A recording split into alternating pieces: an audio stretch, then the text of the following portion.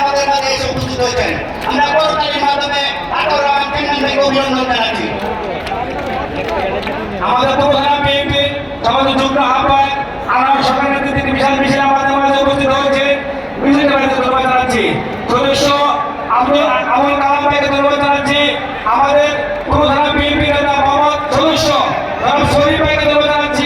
বিশাল মিছিল নিয়ে আমাদের মাঝে উপস্থিত হয়েছেন। শরীফ ভাইকে ধন্যবাদ জানাচ্ছি। শরীফ ভাই আপনি মিছিলকে মুসলিম ভাইকে ধন্যবাদ জানাচ্ছি। মোহাম্মদ